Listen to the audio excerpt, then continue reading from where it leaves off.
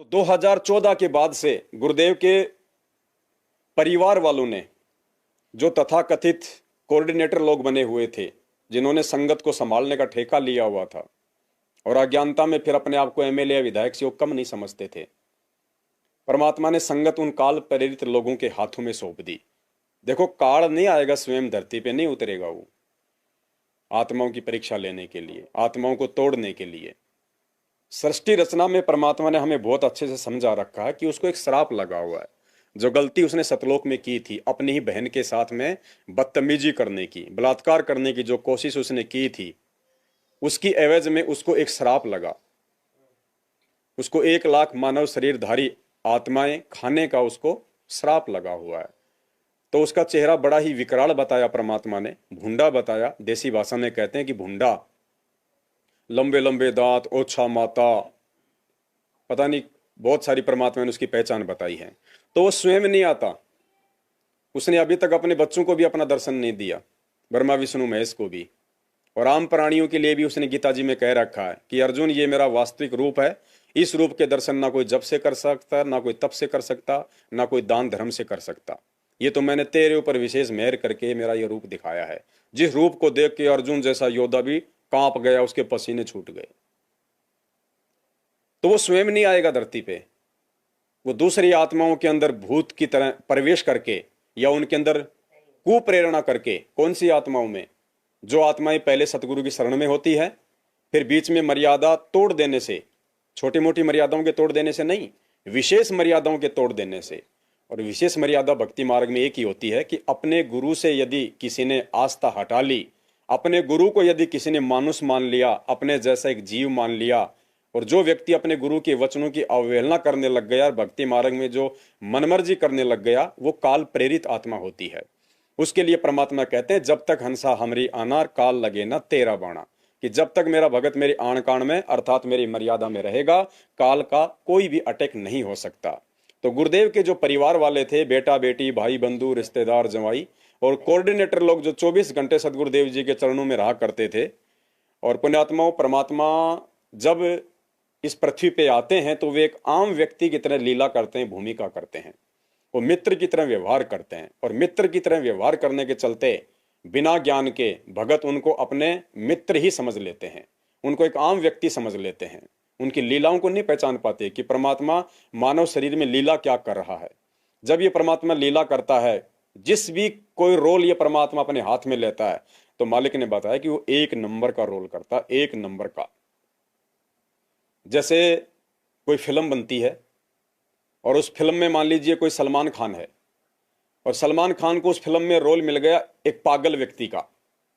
तो पुण्यात्मा, हम सब जानते हैं कि वो सलमान खान पागल नहीं है। 5 स्टार होटल में खाता है, बड़े बड़े उसके फार्म हाउस हैं, बड़े बड़े उसके मकान हैं, बड़े बड़े लोगों के साथ में उसका मिलना जुलना होता है। लेकिन उस फिल्म में जो उसको रोल दिया गया है एक पागल व्यक्ति का, वो हूबहू एक पागल व्यक्ति का ही रोल करता है। कि अगर मैंने जरा सी भी कमी पागल व्यक्ति के रोल में कर दी तो ये फिल्म जो है पिट जाएगी, करोड़ों रुपया उस प्रोड्यूसर का बर्बाद हो जाएगा, और मेरे भी मार्केट में बेइज्जती हो जाएगी कि ढंग की फिल्म नहीं बनाई, अच्छा रोल नहीं किया। तो बहुत अच्छा इंटेलिजेंट होने के बावजूद भी वो व्यक्ति पागल का रोल करता है, तो ऐसा रोल करता है कि देखने वालों की आंखों में आंसू आ जाते हैं। तो पुण्यात्मा, उस परमेश्वर के आगे ये बॉलीवुड वाले, ये क्रिकेटर, ये बिजनेसमैन, ये बड़े बड़े मंत्री, प्रधानमंत्री, ये तुम उठ के मुंह में जीरे के बराबर हैं। अगर वो परमेश्वर कोई रोल अपने हाथ में ले ले तो सोचिए कि पुण्यात्माओं किस कदर उस रोल को परमात्मा निभाएगा।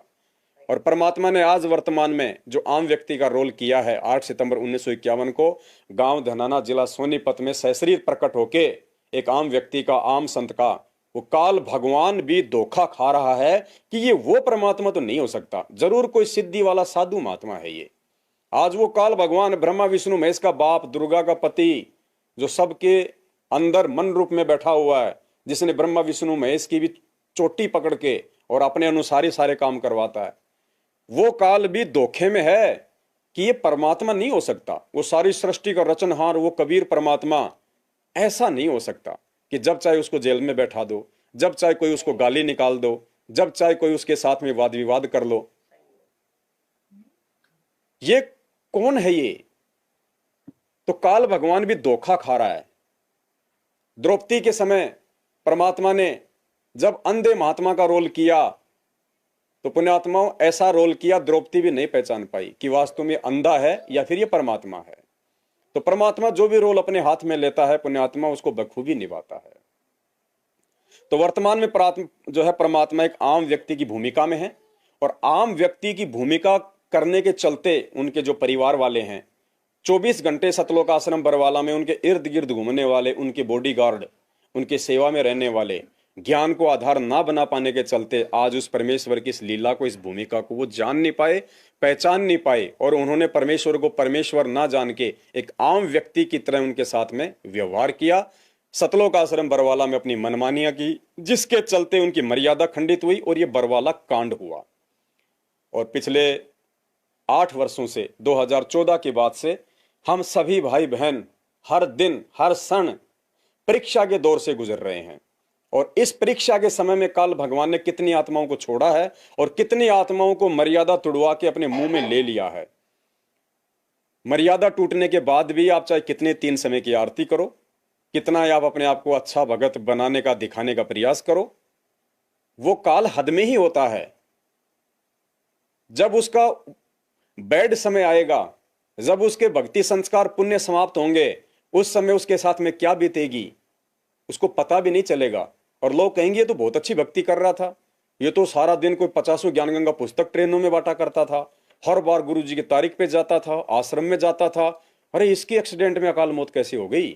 क्योंकि वो मर्यादा तोड़ के बैठा हुआ था, उसके माथे पे कोई ठप्पा नहीं लगा हुआ था।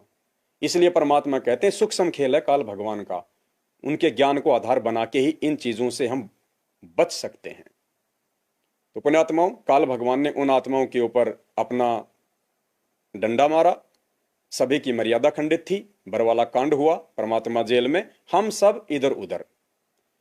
और आज वही काल प्रेरित लोग जिनकी मर्यादा पहले से ही खंडित है गुरु को मानुष मानने के चलते, काल भगवान ने संगत उनके हाथों में सौंप दी, गुरुदेव के परिवार के हाथों में, कोऑर्डिनेटरों के हाथों में। उनके माध्यम से काल भगवान ने संगत को तोड़ने का जो है आज ये कुप्रयास किया है। क्योंकि पुण्यात्माओं, काल को भी अच्छे से पता है कि ये ज्ञान लेने के बाद में, उस परमात्मा का विधान समझ में आ जाने के बाद, इन भगतों को जगत वाले नहीं तोड़ सकते। ये जगत वालों के झांसे में नहीं आएंगे। 100 में से 2% की बात अलग है, बाकी 90% भक्तों को जगत वाले नहीं तोड़ सकते, बहला के फुसला के। अगर इन भक्तों को तोड़ना है, इनकी मर्यादा खंडित करवानी है, तो इन्हीं के अंदर प्रवेश करके यह काम करना पड़ेगा। और कबीर सागर के सरलार्थ में जो बीजक की वाणियां हैं, उनमें भी परमात्मा ने समझाया हुआ है कि काल भगवान ने अपने 4 दूत भेजे थे ऊपर से। जब वो परमात्मा इस पृथ्वी पे आया तो काल भगवान ने 4 दूत भेजे, जय, विजय, रंभ और कुरंभ। और उन सबको काल भगवान ने कहा कि मेरे दूतों, तुम्हें पृथ्वीलोक पे जाना है और मेरा एक काम करना है। अपना एक दुश्मन है कबीर, वो धरती पे गया हुआ है और वो आत्माओं को मेरे से तोड़ेगा।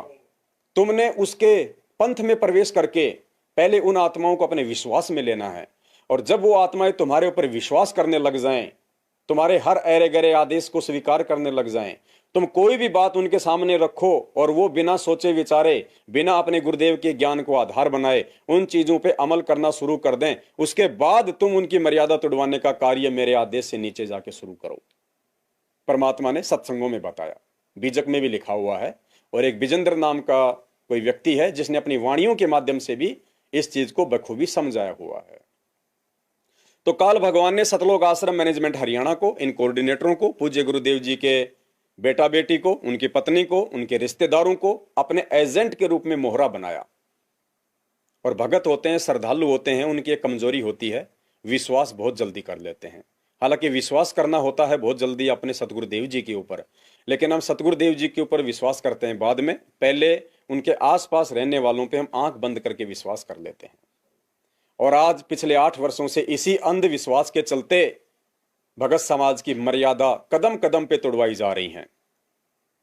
वो मर्यादा चाहे आपको कभी बीजेपी को वोट डलवा के, चाहे कभी कांग्रेस को वोट डलवा के, चाहे कभी उन पार्टियों का समर्थन करवा के, पीले पर्चों के माध्यम से गुरुदेव का नाम लेके आदेश दे के, या फिर आपको कभी जाट आरक्षण में बैठा दिया गया, जब हरियाणा में जाट आरक्षण था 2016 में, आपको गुरुदेव का आदेश बता के जो लोग अपनी लड़ाई लड़ रहे थे आरक्षण की, हमें तो सतलोक में आरक्षण चाहिए, भक्ति में आरक्षण चाहिए, हमें यहाँ की जमीन में आरक्षण नहीं चाहिए, नौकरी में आरक्षण नहीं चाहिए। नौकरी परमात्मा ने छोड़ के दिखाई कि भक्ति करनी है तो ये नौकरियां सबसे बड़ी बाधा हैं, आपको मर्यादा में नहीं रहने देंगी। वो नौकरी छोड़ के दिखाने का मकसद परमात्मा का यही था कि जब मेरे पास में आओ तुम आश्रम में दर्शनों के लिए, तो अपने बेटा बेटियों के लिए नौकरी की भीख मत मांगना मेरे से। मैंने उदाहरण पेश कर दिया है, नौकरी छोड़ के मेरे से कुछ मांगना तो भक्ति मांगो, पांचों गहने मांगो भक्ति मार्ग के, शील संतोष विवेक दया अक्षमा, बाकी व्यर्थ की चीजें ना मांगना।